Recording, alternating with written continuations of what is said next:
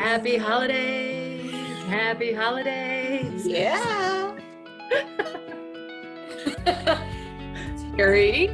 That voice is the beautiful Kelly Young singing Happy Holidays. That was not my voice. It would have been completely off key. That was Kelly Young, who does so much for Caregiver Crossing. Good morning, everybody. Hello. You're listening to Caregiver Crossing.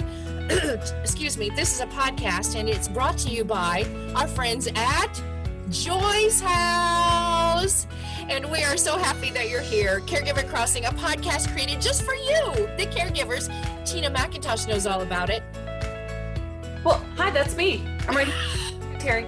I'm not singing either. We are really glad that you are all here today. We're going rogue today, if you can't. Yes, we are. And we want to talk about caregiver tips for the holidays because it is one of the biggest questions that we get at Joy's House and here in Caregiver Crossing. And so, now listen, Tina, if you're a first timer and you don't know anything, because you could be listening across the country, you may not know what Joy's House is and how long that you have been working with adults that need this place. It's a place for caregivers and it's a place for those that need caregiving. And so explain, you've been around a long time, you know what gifts are appropriate and good for seniors right now. Well, we have been around for 21 years and we are not-for-profit adult day service and caregiver support services located in Indianapolis. We have 2 locations here. So yeah, we've been through a season or 2 with our caregivers and their loved ones. Yeah, we always appreciate the advice. If you have that, we're glad to hear from you. You can always reach Tina at tina@joyshouse.org. But great gift ideas sometimes are difficult for those that you love, that may have a dementia, that may have some special needs of some sort. But I know that you've had to think of good ideas for a lot of years. Well, and really what I want to share today is not even physical gifts, but the gift of enjoying your family for the holiday season. It's hard. You are worried about how other people are going to react if you're a caregiver. You're worried about how your loved one's going to behave that day, if they're going to be continent, if they're going to be angry, if they're going to be, able to remember and enjoy who the people in the room are, or if they're going to get overstimulated. And so I've got a handful of things. I'm going to move kind of quickly because there's a lot. So there are some things that I have experienced myself. My stepmother had Alzheimer's and passed away this past year. But I remember having them over a year or 2 ago to the house for the holidays. And I thought, how can I just arrange things so they're less stimulating for her? So I have dogs. The dogs went up for the day. They lived. I know it's their house people, but they lived through the day. So, the dogs went away. So we didn't have the chaos and the tripping hazard and all that.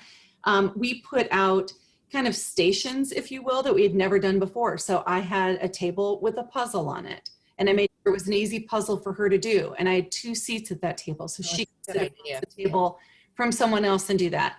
I had scrapbooks out, and I had them opened up. So if she sat down, she could look at those, or people could sit and reminisce with her, which is a gift, to everybody. When I set the table, we had a long table. I think we maybe had a dozen people at that particular holiday dinner. And I made sure that we had name tags that were in big print with people's pictures on them at everybody's place. So when she sat down, she could see that, and they were turned around, toward her if it wasn't her seat. Great idea.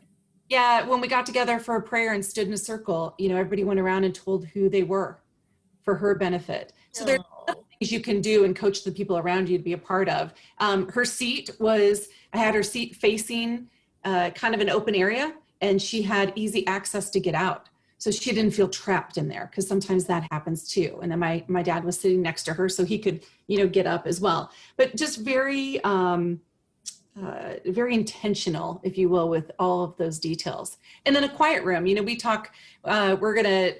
We've talked with our folks at Conner Prairie. They've got some quiet rooms that you can learn more about here on Caregiver Crossing.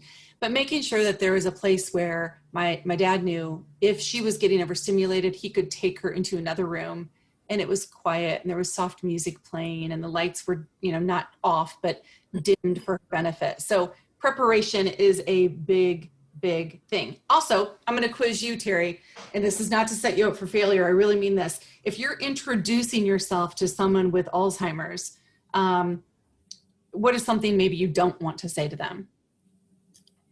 Well, I never want to contradict them.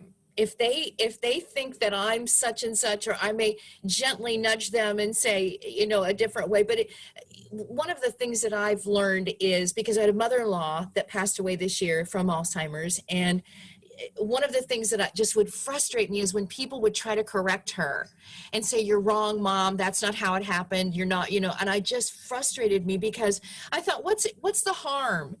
What does it matter? I'm wrong, but what was the harm in just letting her remember something that perhaps wasn't true? But what was the harm in scolding her like a child, and then making her have another emotion or another feeling of failure?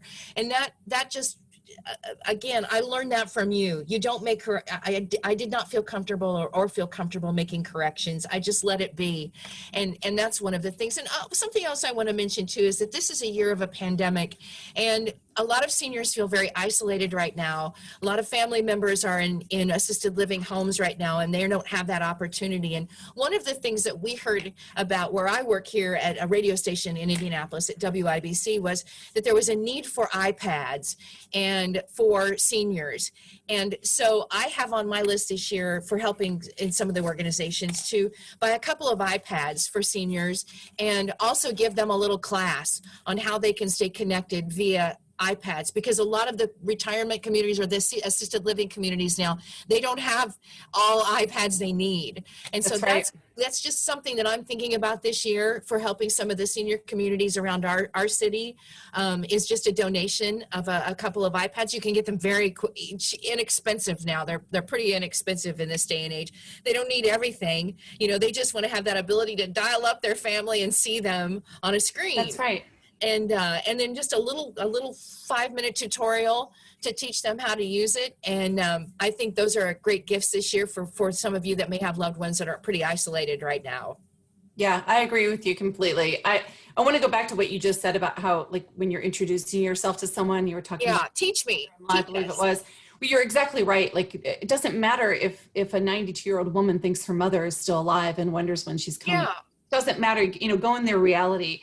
But there are a couple other things too I think can be helpful. And name tags, you can wear name tags. Oh, good. But when I approach somebody with Alzheimer's, I will say, and I remember doing this with my stepmom, walking up, her name is Rita, and walking up and saying, "Hey, Rita, it's Tina. I'm not sure if you remember, I'm Tom's daughter." And, sometimes she would say, "Oh, yeah." And sometimes she'd go, "Oh, yeah. But okay, you don't remember, but that's okay. I'm coming into your world, right?" Yeah. But never say to somebody, "Well, don't you remember when?" So it's different. Yeah. It's different if I come to you and say, "Hey, Terry, I'm Tina. I'm not sure if you remember, blah, blah, blah."